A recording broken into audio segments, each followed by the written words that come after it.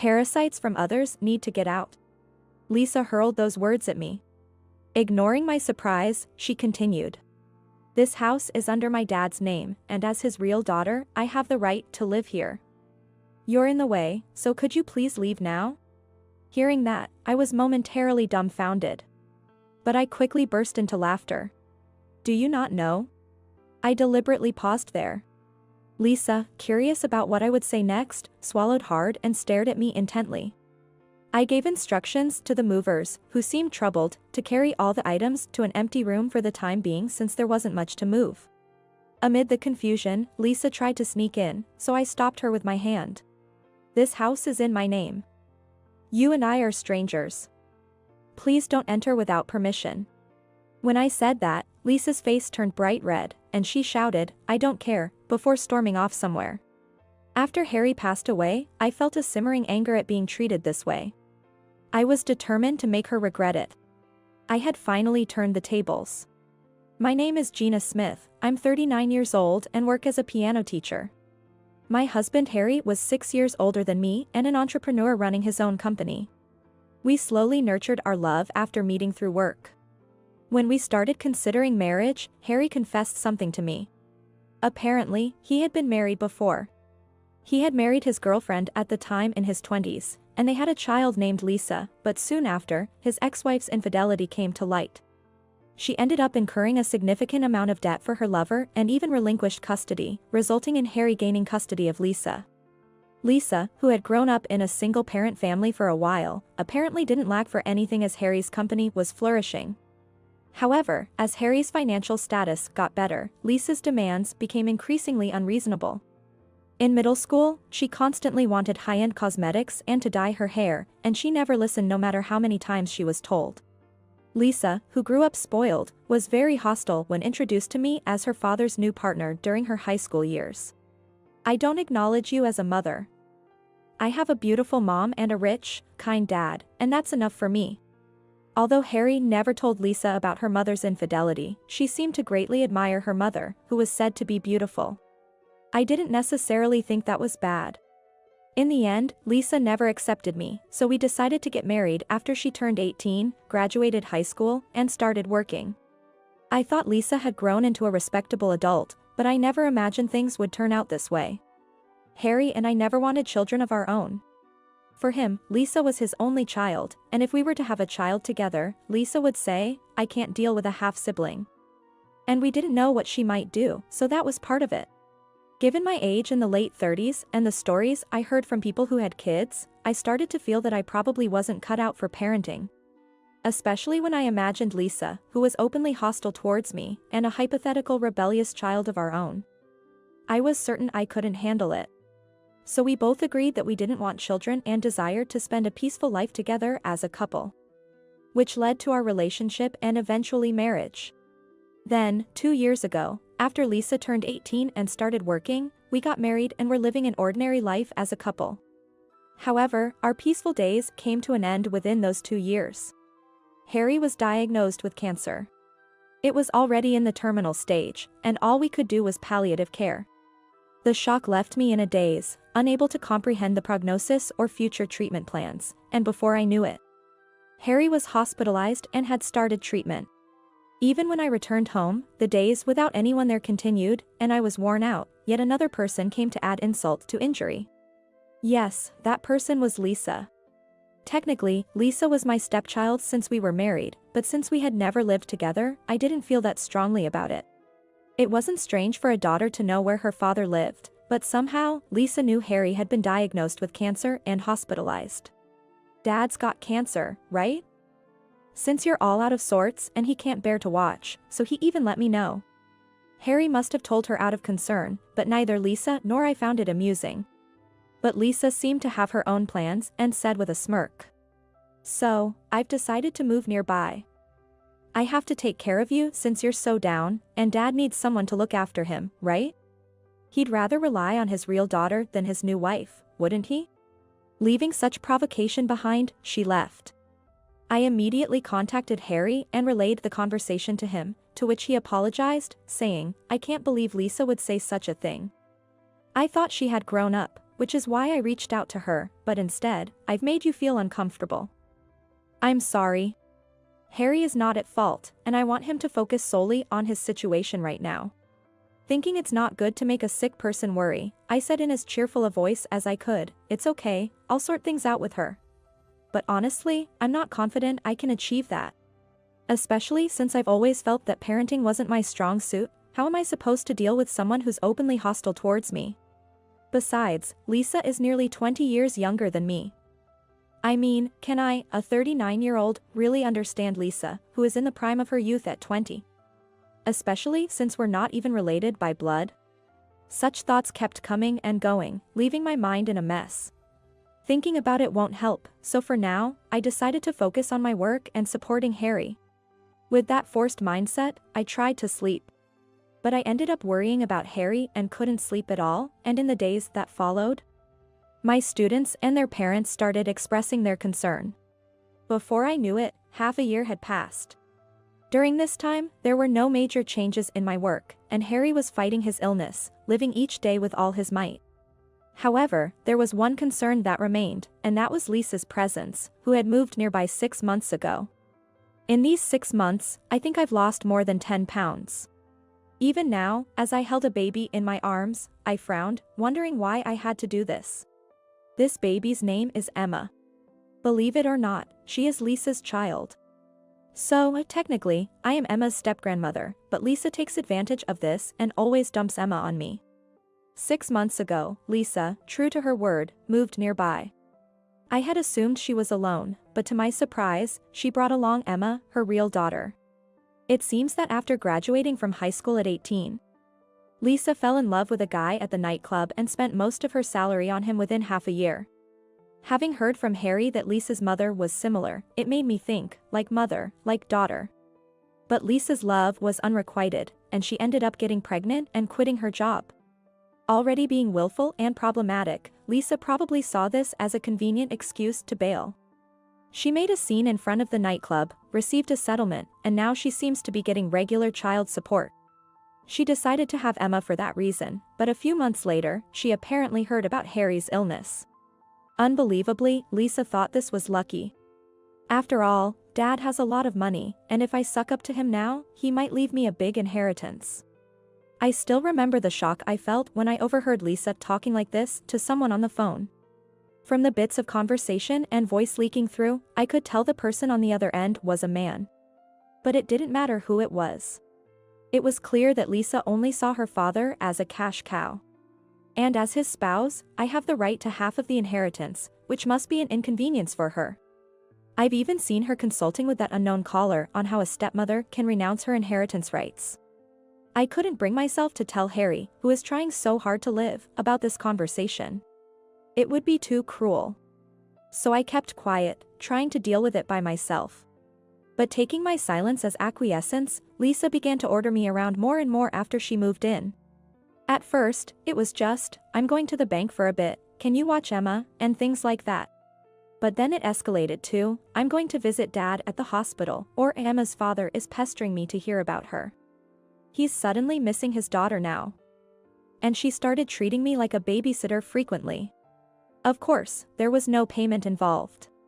As much as she's my step-granddaughter, I couldn't bring myself to ask for money to take care of her, fearing something might happen to Emma more if I refused. This gradually escalated, and just the other day, Lisa said something like this. "I'm going on a trip with friends for about 3 days, can you look after Emma? You can do it, right? Since you're always at home anyway." Being always at home is only because my piano students come to my house for lessons in the evening. I wanted to say that, but arguing with Lisa only leads to more trouble, so I just agreed. Ironically, I find my granddaughter Emma very cute. I thought I couldn't handle childcare, but babies are indeed adorable, and I felt a tug at my maternal instincts. But at the same time, the thought of her going on a trip gave me a headache. Despite the significant expenses for Harry's treatment every month, taking care of Emma for 3 days would add even more to the expenses. I've been covering all the costs for Emma's diapers and milk while she's in my care. I thought it wasn't right to use Harry's money since I agreed to take care of her, and the burden didn't seem too heavy at first. But as the amount increased, it started to weigh on me. However, when I thought about it calmly, I started to wonder why I, as the grandmother, was doing what Lisa, the mother, should be responsible for. Lisa doesn't acknowledge me as her mother. Yet, I can't deny feeling upset about being used only when it's convenient for her. Still, Emma is innocent in all this, so I did what I could within my limits, but I was reaching my breaking point. I planned to have a serious talk with Lisa when she returned, to tell her to take responsibility and care for Emma herself. But right after Lisa left for her trip, I received a call from the hospital and rushed out of the house in a panic. Upon arriving at the hospital, I realized from the bustling nurses and doctors that Harry's time was near. Emma began to cry as if sensing something was wrong, but the nurses kindly told me not to worry about it. Harry was already unconscious, and it wasn't long before his passing was declared. His face, however, looked peaceful. It's said that hearing is the last sense to go after death, so maybe hearing Emma's cries and my voice helped Harry pass away peacefully. This thought made me break down in tears. The wake and other ceremonies proceeded smoothly, but Lisa was nowhere to be seen. Of course, I informed her of Harry's passing right away, but her response was shocking. "Oh, really? But I've extended my trip, so I can't come back right away. Just handle everything as the surviving spouse, nobody will complain. And legally you're his wife, so take care of the rest. And take care of Emma too," she said before hanging up. I wanted to scream in frustration, but I held back for Emma's sake. Harry's relatives did ask why Lisa wasn't there, but I made up a plausible excuse, fearing a commotion if I revealed the truth. Lisa didn't show up even for the burial, leaving me brokenhearted, with only Emma providing some comfort. Lisa disappeared for 2 weeks after Harry's death, ignoring all attempts to contact her. Then, one day, the doorbell rang, and I found several well-built men at the door, claiming to be movers. Behind them stood Lisa, smiling smugly. "Parasites from others need to get out." Lisa blurted that out to me. Ignoring my astonishment, she continued. "I've given up my apartment and from today, I'll be living here. After all, this house is in Dad's name, and as his real daughter, I have the right to live here. You're in the way, so could you please leave now?" Hearing this, my face momentarily showed shock, but I quickly burst into laughter.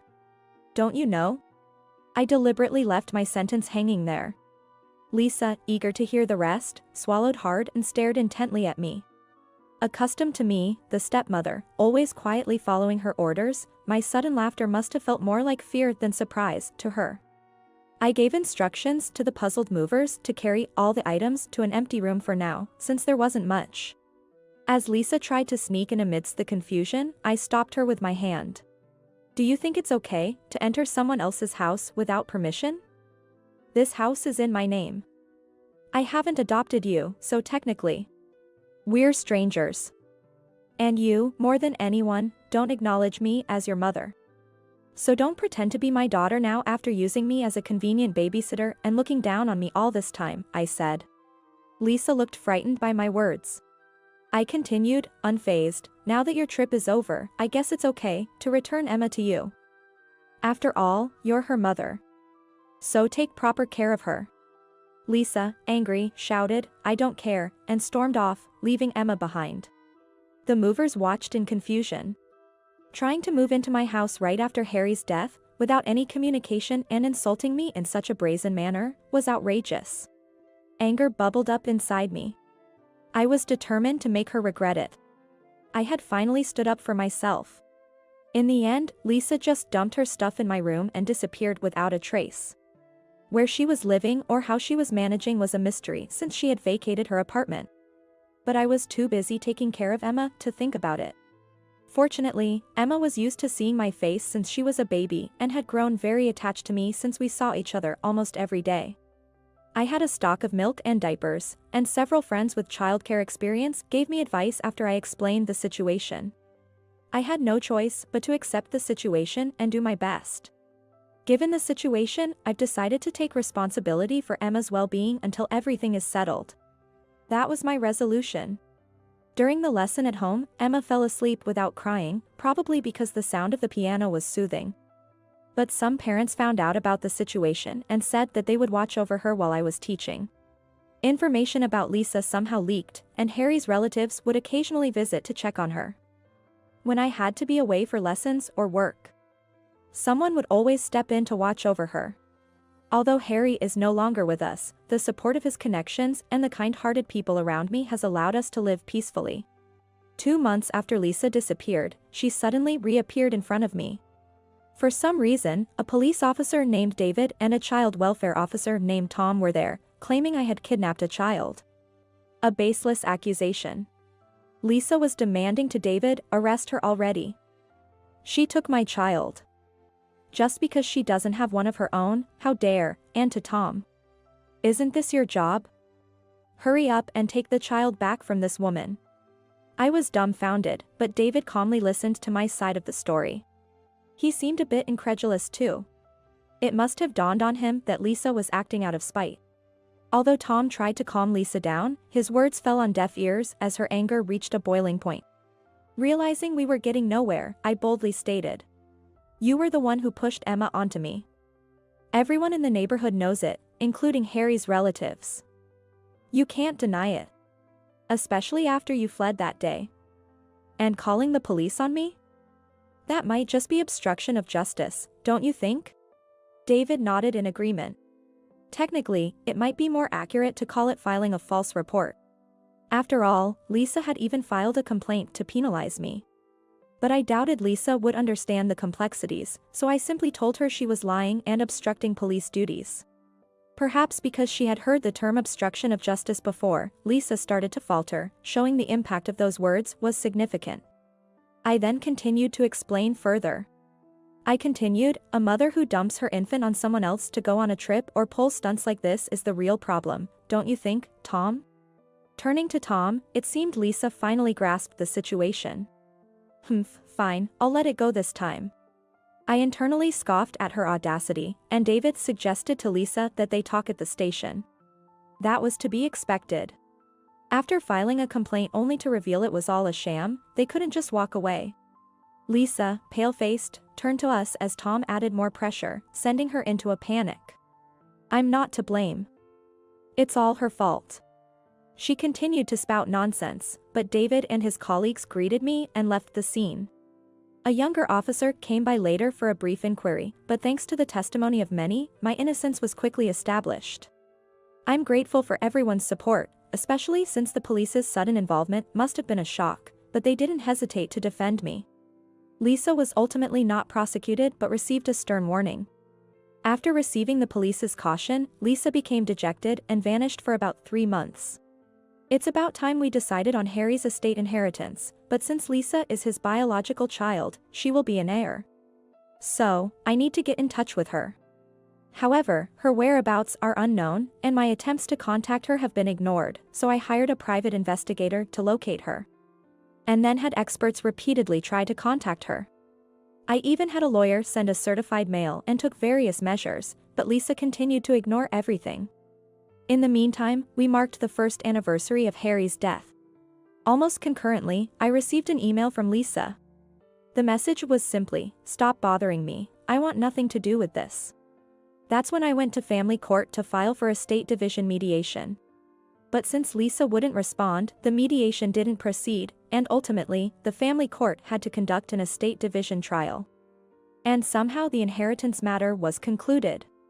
Yet, despite her previous indifference, she showed up at my door complaining about being dissatisfied with the outcome. How can I, his own daughter, not inherit a single penny? This is absurd. She wanted the inheritance without the hassle. She must have assumed that as his daughter, she was entitled to a portion of the estate without question. Yet, upon learning she wouldn't receive anything, she was furious. Her silence was broken only when she realized there was no benefit for her. Her audacity was astounding, but I calmly presented her with the truth. "Do you know when the inheritance proceedings began?" In response, Lisa confidently replied, "That was the day the results came from the family court, right?" Hearing her answer, I laughed and said, "No, that's not it. You knew about your father's death on that very day, so the date of inheritance commencement goes back more than a year." I decided to explain it to Lisa in simpler terms so she could understand.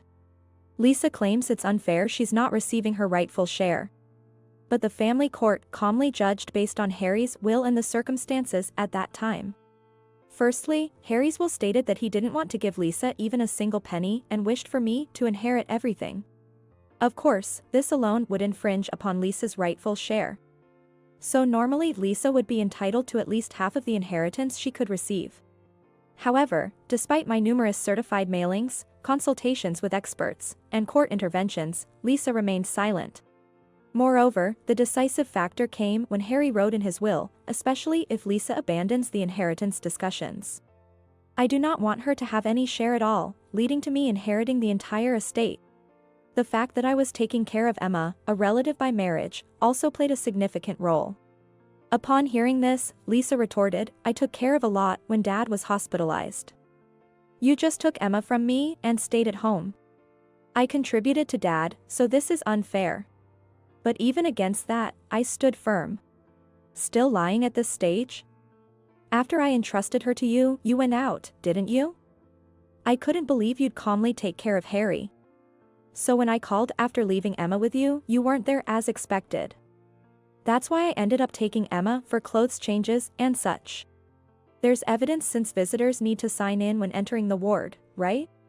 Keeping photos of the visitor logs, which included time and date, proved useful. This also became one of the reasons why the family court ruled in my favor for the full inheritance. Lisa, grinding her teeth in frustration, still tried to find a way, asserting, fine. Then I'll sue for infringing on my rightful share. But, as more than a year had passed since the inheritance began, her right had already expired. Upon hearing this, Lisa, unable to think further, exclaimed, that's a lie. That's cheating. How come I, his own daughter, don't receive a penny of Dad's inheritance, and started to panic. Eventually, Lisa slumped in defeat, so I asked, what about Emma? She replied, I can't even take care of myself, let alone a child, and irresponsibly fled. How absurd. I thought, and a few days later, Lisa made her last stand. I want Emma back because she's my child. Despite her previous refusals, her change of heart was puzzling. Indeed, Lisa is Emma's biological mother, and to me, Emma is a grandchild by marriage. Lisa looked triumphant, but I remained calm. Since that trip, you haven't taken Emma back to care for her at all. Don't you have any thoughts on this? Lisa retorted, you wanted to take care of her, not me. I asked Lisa once more, for over a year, you let me take care of your child while you were receiving child support payments, didn't you? Lisa looked puzzled for a moment but then laughed, saying, a mother has the right to receive that, so what's the problem? Hearing this, I smirked.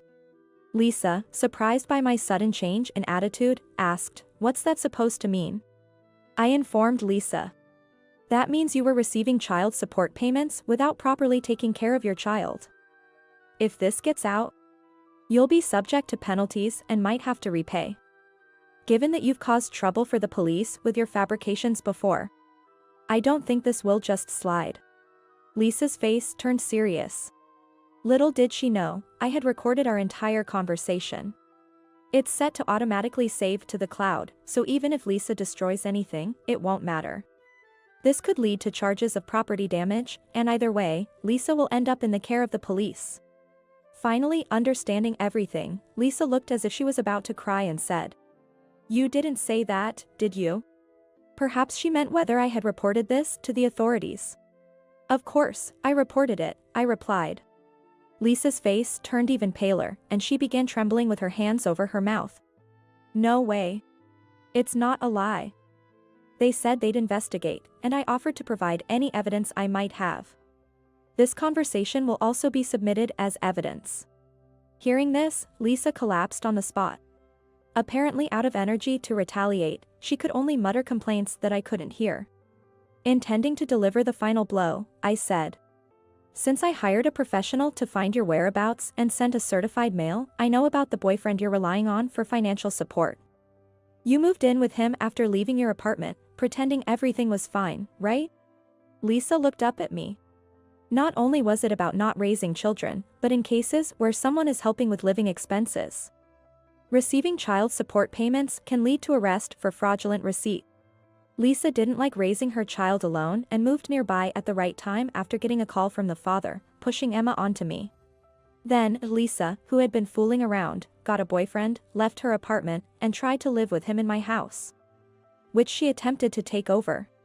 However, since the house was already in my name due to a lifetime gift, that didn't work out.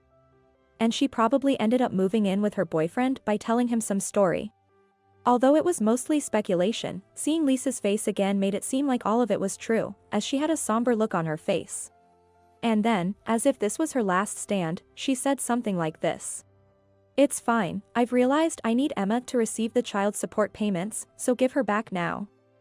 Anyway, it annoys me how happy you seem to be with Emma, so I've come all this way to take her back," she said, giving a childish reason for wanting Emma back now. I felt a surge of anger towards Lisa, who viewed her child merely as a means to make money, yet I maintained a composed expression and replied, "Sure, but shouldn't that conversation happen after discussing it with Emma's father?" Ignoring a puzzled Lisa, I turned towards the living room and called out, "Ryan, could I have a moment?" Frightened by the familiar name, Lisa tried to flee, but unable to muster the strength in her legs, she remained rooted to the spot. Soon, I heard footsteps approaching, and a man appeared, holding a delighted Emma. His name was Ryan, Lisa's ex-husband, and Emma's biological father. I had heard from Lisa that the father at the nightclub had fled due to a lack of responsibility. But I wondered if such a father would really pay alimony and child support regularly. If he was that responsible, he probably would have quit working at nightclub and stayed together. Thinking this, I had a detective investigate Lisa's past for the inheritance case.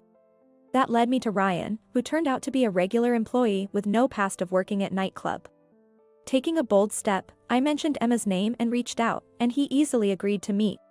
When I brought Emma to see him, Ryan, with tears in his eyes, said, "I've finally been able to meet my daughter.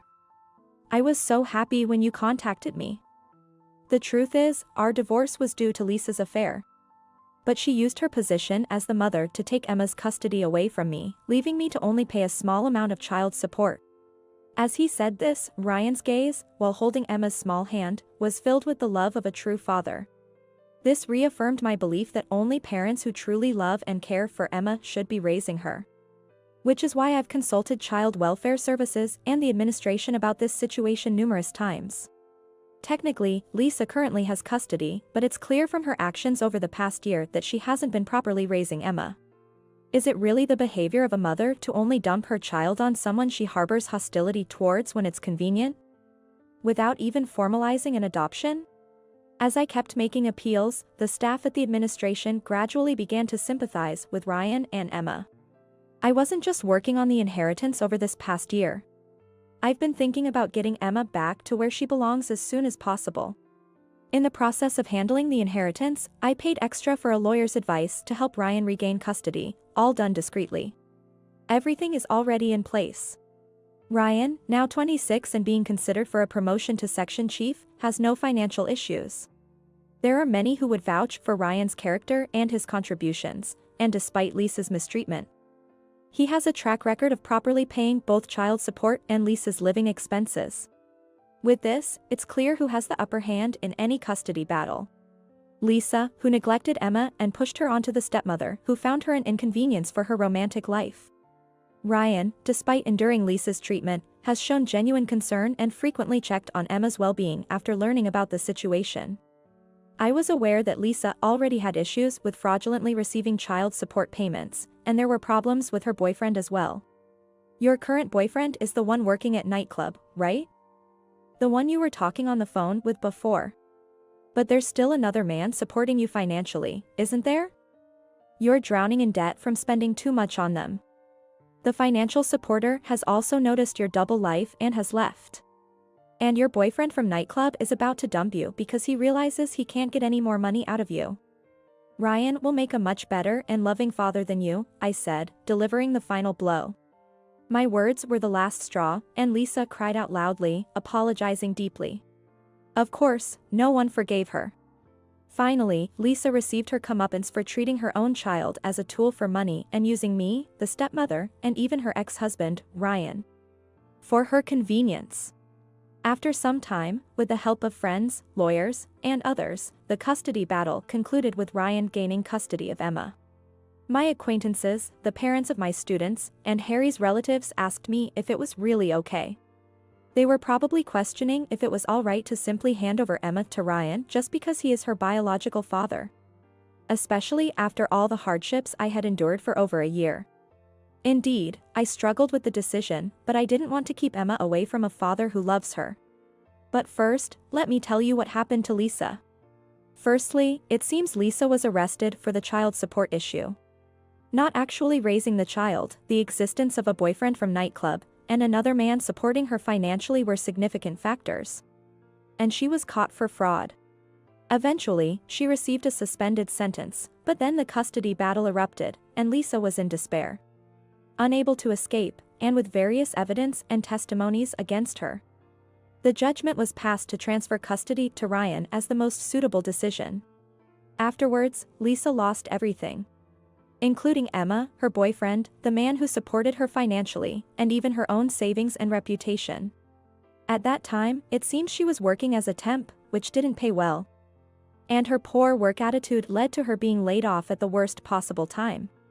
As a result, she lost her job and fell so far as to become homeless. Without a home address, she couldn't find a decent job. And she was repeatedly turned down for live-in part-time positions due to her lack of work history and qualifications. This is truly a case of karma and getting what one deserves. As for me, I was living a modest life without using Harry's inheritance. I believe that Harry probably wanted to share his inheritance with Emma, his granddaughter. However, he must have been afraid of involving Emma by writing that in his will. That's why I always made sure to give Ryan a gift from Harry's inheritance for Emma's special occasions. Ryan, for some reason, recently moved close to me and suddenly confessed his feelings. While visiting Emma, I realized I've fallen in love with you. I didn't say anything because it was a difficult time, but Emma is attached to you. Gina. She sees you as her mother. I know it's disrespectful to you as a widow and to Harry as my father-in-law, but please. Would you become a part of our family? Hearing such words, one can't help but be conscious of the feelings involved. As it turns out, there was more to Harry's will. It wasn't related to the inheritance, but it concluded with this.